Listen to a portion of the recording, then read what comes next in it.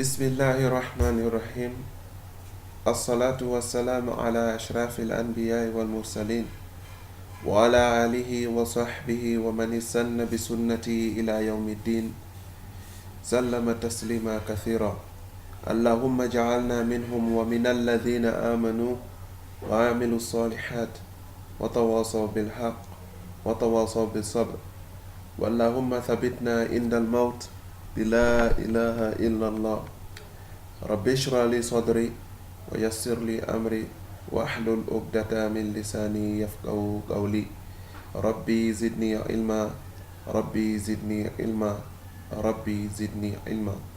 أو hande kadi inchallah haray ko ɗo wonoyta leçon 2A, parce que leçon 1 on e wanno forme affirmative, négative et interrogative. kono leçon 2 on ɗo kadi e waɗa partie ji bus ko wonoyta A, B, C e ko nandi e ɗum ɗon. are noon kala faalaɗo men jokkude suiva ko golle komin woni wadde ko, imo wawi connectade ka page amen Facebook. Page on no inne ilmun nafi'un. Ilmun on ko ILMOUN, nafi'un ko NAAFIOUN, wona ilmun nafi'un. donc ko ɗon page amen Facebook on. haray vidéo ji amen il faut no posta ɗon, on tigi wawi accude commentaire e kala ko woodi ko mari ko haala. are ɗo inchallah hande o cours ɗo kadi wona juutowo han. hande ɗo joni en hewti waɗugol alphabet anglais o. donc joni alphabet on bus haray no habbino nun ko ɗo woneno premier cours. haray bus no faala andude ko fi hon ɗum ɗo wonani 5e ma ɗum 6e cours o. joni ka anglais no serte français on seeɗa e ɗiya haalaji.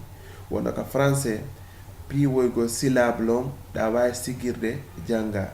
sa no windi ti a jangay mo tt, ta a jangay mo tata. kono ka anglais aray no serti.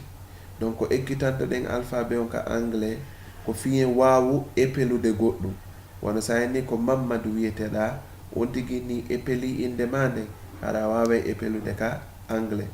ma si a landike goɗɗum goɗɗo inde makko nden o wolnima, hara ɗa wawi mo landade ko honno ɗum epelirte.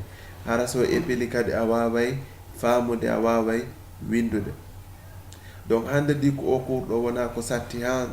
donc e anglais ɓeni wo the 26 letters of the alphabet. donc joni oɗo ka fuɗɗorde ɗo ko THE windi, o janga the. kono ɓenne ka anglais si tawi o ari ɓaawo voyelle e ŋiyo e joni ko woni voyelle inchallah hare ko the o jangete. donc ɗo wona the 26 letters of the alphabet, ko ɗum woni les 26 lettres de l'alphabet. joni noon ɗo so ŋi ko windi ko ŋinne ko sifa ɗi ɗo windi ka français haray le ko gonga mo. kono ko on ɗum sertintini ɗi haray ko no ɗi jangirteno. donc joni ɗi waɗaɗi ɗo e bleu ko enugol ɗin noon koko ɓeynata voyelle. sinama voyelle ko ɗi waɗaɗi ɗo couleur bleu. donc o ɗo a, o e, o I, o kañum may u ko ɗon voyelle. ɗi wonɗi ɓale on fof ɗin noon koko ɓeynata consonne. e anglais ɓenna ɗi bleu ji vowel, ɗi noir ji ɓena consonant. ko vowel e consonant. donc ara noon ɗo ɓeynamo a, b, c, d, e, f, g, h, I, j, k, l, m, n, o, p, q, r, s, t, u, v, w, x, y, z. ma woɓɓe nana z, kono z ma z fo no jangoɗo. donc fuɗɗitoɗen ko a, b, c, d, e, f, g, h, I, j, k, l, m, n, o, p, q, r, s, T U V W X Y Z ma Z. donc joni jangugol ɗe on gila ka A ɗo hanka Z hara ko yawgol tout droit no weli fi kono fi yonti wawɗi mantade moƴƴa yo ekkittorɗo iwgol A B C D E F G H I J K L M N O P Q R S T U V W X Y Z. so ari hanka fen o yiltito ena Z Y X W V U T S R Q P O N M L K J I H G F E D C B A.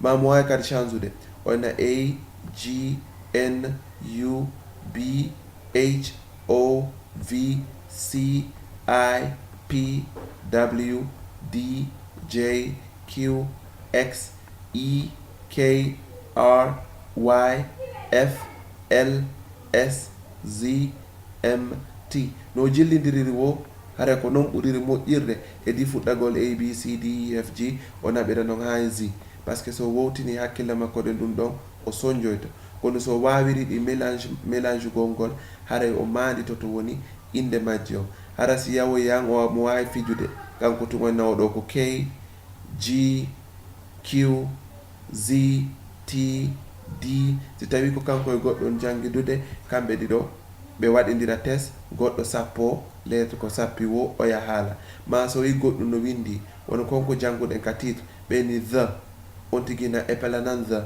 oyna T H E ɓena 20 yo epel T W E N T Y ma mo wawi wolde inde makko nden o epela inde membre de famille makko ma kala ko yino windi so yino windi orange o yino windi ariba ma kala ko windi o epela e anglais par ce que lettre ji ɗin fo hare ko gotum kono hare kono ɗi jangirte noon woni hare no serti donc alphabet o mandite kadi moƴƴa wona innugol ɓaymi jangiɗo oɗo A kala kamimo himo windi ko A o jangirte par ce que si ɓe waɗɗoyi combinaison makko e goɗɗum go no wawo no jangirte no serta donc yo wawu alphabet o fi hara so yiɗi o andite ko honno ɗi innete kono fi sigirgol ngol wota o essayu yo etto hara o nanu goɗɗo no janga o manditora non prononciation o ma so nani goɗɗo no haala o mantora non prononciation o wawa utilisude ɗi jangugol ngo fi jangugol ɗi o si tawi ɗi waɗama e mo kono si tawi ɗi sendidirama hara kala kaw iɗi o manditoto haray joni ɗo inchallah ko ɗo wonɗen hattude assalamu aleykum wa rahmatullah haray kadi hiɗen e cours suivant o si Allah jaɓi